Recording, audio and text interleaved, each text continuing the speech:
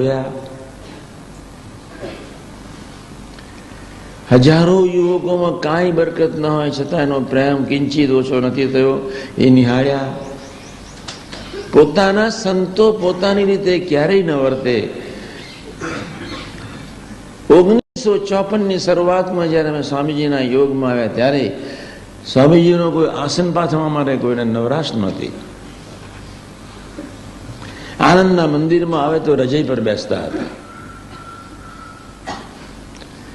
67 વર્ષની ઉંમર સુધી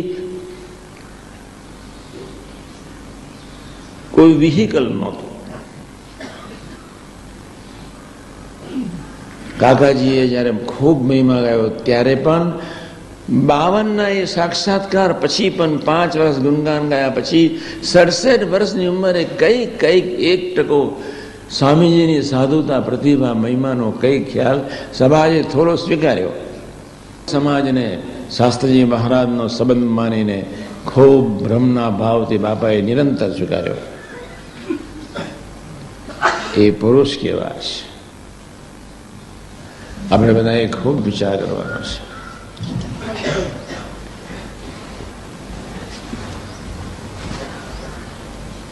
લીડર્સ, પ્રાદેશિક સંતો, પ્રમુખો, મંડળધારીઓ, યુવકો ખૂબ ખરેખર વિચારવાનો છે કે હું સ્વસારભની પોષણ કરવા બોલું છું, કોઈ માબતે કરીને બોલું છું, કોઈને સમજાવી નાખવા બોલું છું. બધાને ખૂબ ટ્રેનિંગ આપવાનો છું. આત્માની સેવા કર્યા સિવાય કોઈએ કાંઈ કરવાનું નથી. આત્માની સેવાને ભોગે કોઈ પ્રવૃત્તિ નથી કરવાની. ખૂબ ધ્યાન રાખજો. આત્માને ભોગે કરીને કોઈની સાથે પ્રીતિ કરવાની નથી, કોઈ પ્રવૃત્તિ કરવાની નથી. તમારા સંબંધ નિરંતર તૂટતા હોય તો બેટર ખૂણામાં બેસીને ભજન કરો. વાસનાના વાંસ જંગલ કાશ્મીર જેવા સરસ થઈ ગયા છે ત્યાં જાઓ. નેત્રંગની ધરતી પર લીમડાના ઠંડક શાંતિથી એવા લીમડા બિચારા ફૂલી ફાલી રહ્યા છે ત્યાં પહોંચો.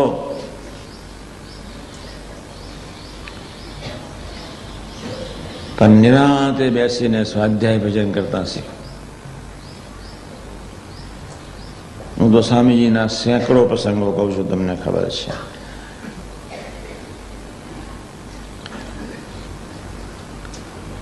મુજીદનની ધરતી પર ભેંસ એટલી બધી જોરથી માથું વીજ્યું, હું ડઘાઈ ગયો. મેં સ્વામીજીનો હાથ પકડ્યો હતો. સ્વામીજી યથાવત ચાલતા હતા.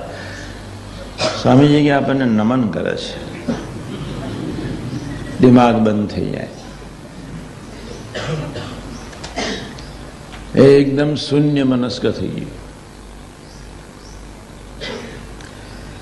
ગોંડલની ધરતી ઉપર એક દીકરાને, એક સાધુને સ્વામીએ 3 વાર આજ્ઞા કરી, આમ કરવાનું છે, આમ કરવાનું છે, આમ કરવાનું છે. ન કર્યું. બીજા સાધુએ ફરિયાદ કરી કે તમે કહ્યું છતાં પેલા સંતોએ આમ ન કર્યું. ત્યારે સ્વામીજી હસતા હસતા કે કોઈ દીકરાઓની ભૂલ હશે, કોઈ સંતોની ભૂલ હશે, શાસ્ત્રી મારા સુધારશે. કોઈ અપેક્ષા ન રાખી. શાસ્ત્રીમાને પ્રાર્થના કરતા કરો ધૂન, બસ આપણું કામ અટકશે નહીં, થઈ જશે. વિઠ્ઠલદાસે કેવી સરસ વાત કરી. બધું જ પોઝિટિવ લે, બસ કેવળ મહિમા પ્રદન, કેવળ સંબંધવાળું જીવન. હજારો ગુણ તમારામાં કદાચ પ્રગટાવ્યા હશે, પણ સંબંધે જીવવાની અને સંબંધે બોલવાની વાણી નહીં હોય, સંબંધે જીવવાની દ્રષ્ટિ નહીં હોય, એ ગુણ ક્યારે અભદ્ર થઈ જશે ખબર નહીં પડે. આપણે આટલું ક્યારેય ભૂલવાનું નથી. વાણી અનંત પ્રકારે સેવા કરે ને વાણી અનંત પ્રકારે નુકસાન કરે.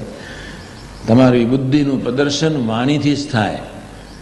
તમારા ઈગોનું પ્રદર્શન વાણીથી જ થાય, તમારી સમજણનું પ્રદર્શન વાણીથી જ થાય, તમારા દાપણનું પ્રદર્શન વાણીથી જ થાય, તમારી કક્ષાનું પ્રદર્શન વાણીથી જ થાય. આપણે બધાએ ખૂબ સજાગ રહેવાનું છે.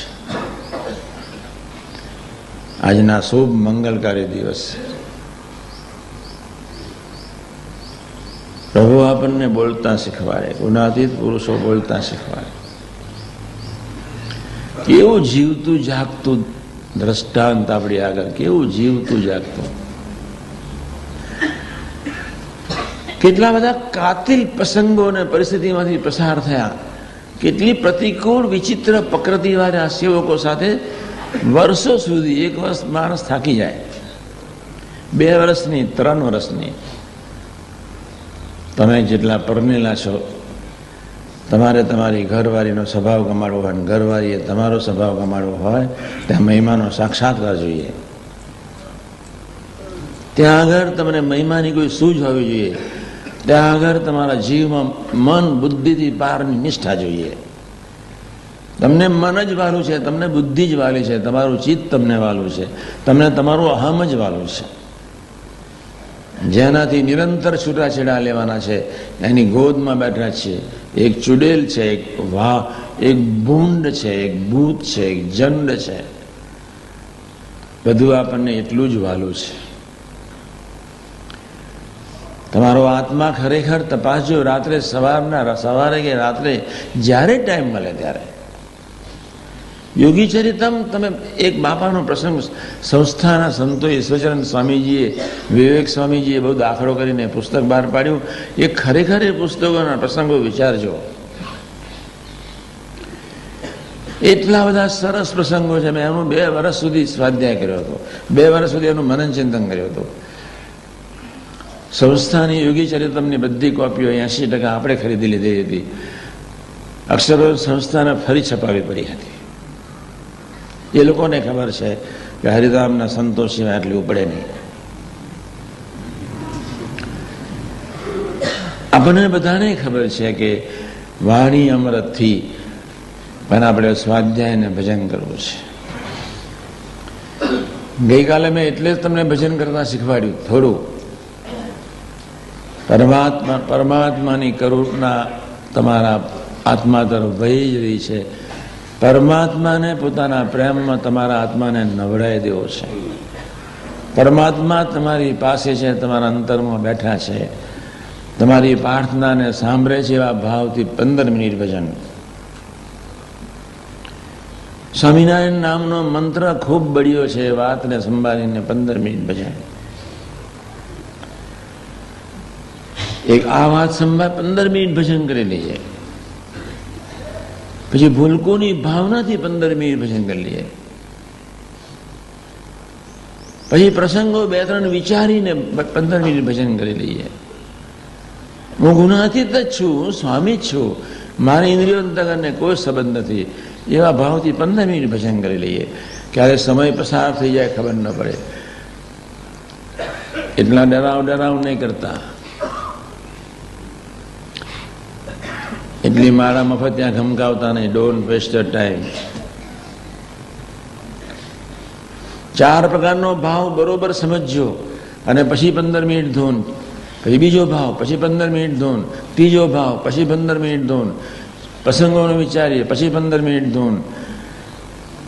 આપણે તો સાવ નવરા માણસો છીએ. તંત્ર સાથે શું સંબંધ છે આપણને?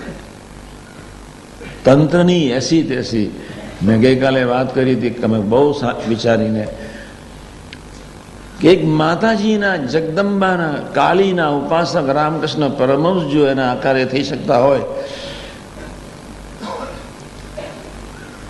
સવારના પારમાં મા શારદા એમની આગળ ફૂલ મૂકે, નાગમાસ અને બધા હરિભક્તો બેઠા હોય, મા કાળીનું પૂજન કરતા હોય, એટલા ભાવથી ફૂલો ધરાવે અને ઘણી વાર તો એટલા લય થઈ જાય તો રામકૃષ્ણ પરમહંસ એ ફૂલ માથા પર ચડાવી દે. ત્યારે એક સેવક એમને પૂછ્યું કે પ્રભુ, તમે માના માથે ફૂલ ચડાવવા બદલે તમારા માથે ફૂલ ક્યાં ચડાવ્યો? કે માએ મારો કબજો લઈ લીધો એટલે હું ભાન ભૂલી ગયો. બસ મા સ્વરૂપ થઈ ગયો. પછી મને ખ્યાલ ના આવ્યો કે મેં માથે ચડાવ્યો. એક આજ્ઞ શક્તિના ઉપાસક, પણ ભલે નપાસ થવાય વાણીથી, ચિંતા કરવાની જરૂર નથી, પણ સ્વાધ્યાય ભજન મસ્ટ. ભાગ્યે જ કોઈ પુરુષ એની ઘરવાળી આગળ નપાસ નહીં થતો હોય. ભાગ્યે જ કોઈ પુરુષ એની ઘરવાળી આગળ નપાસ નહીં થતો હોય. શું તમારી ઘરવાળી સત્સંગી નથી? એમ તમે એકલા જ ભજન કરો છો? એ મંદિરે નથી આવતી? તમને સાથ નથી આપતી? એ માતાજીને રીઝવમાં પ્રાર્થના કરવી, ધીમે વાત કરવી, શીખવું. યોગી મહારાજ હજારોને નમતા જ રહ્યા કે ઓ બાપ રે બાપ. આમ દાઢીમાં અમારે યુવકોને સાધુ બનાવે, દાઢીમાં જ ગાલે.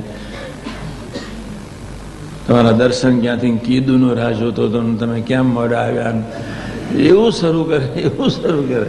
તો હું તો જોયા કરું, કીધુંનો રાહ જોતો હતો. લે હું તો એવું જોયા કરું, બેઠા બેઠા ડોલો કેવી વાણી, બાપ રે બાપ. અનંત પ્રેમના મહાસાગર યોગી મહારાજની વાણી આગળ શુદ્ધ લાગે. અનંત પ્રેમના મહાસાગર. આ ધરતી પર જેટલું પાણી દેખાય છે ને, પ્લેનમાં તમે જતા છો બધા, નહીં જતા હોય તો મમ્મીથી દરિયો જોઈ આવજો. એના કરતા તો આ પાણી કરતા તો બ્રહ્માંડને 14 લોકને ડૂબાડનાર શિક્ષા આગળ પ્રભુએ અવકાશમાં એટલું બધું પાણી રાખ્યું છે. આના કરતા તો હજારો ગણો.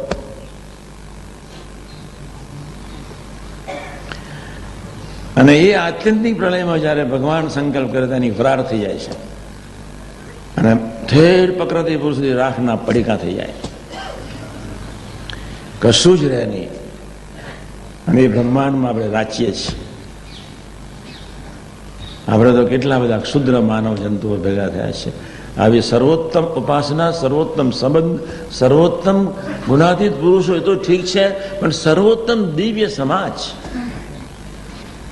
આજે એક સમાજ એવો સરસ તૈયાર થયો છે કે દરેકમાંથી કંઈક ને કંઈક તમે મળશે જ, તમે શોધો અને પ્રાર્થના કરો. દરેકનામાં કંઈક ગુણ સારો આપ્યો છે. દરેકનામાં કંઈક ગુણ સારો છે જ. આપણે દરેકમાંથી કંઈક લેતા થઈ જઈએ. યોગી મહારાજ તો કેટલું બધું પોઝિટિવ લઈ લે, કેટલું બધું પોઝિટિવ લઈ લે. વિઠ્ઠલદાસે વાત કરી, એટલું બધું પોઝિટિવ લે, એટલું બધું પોઝિટિવ લે.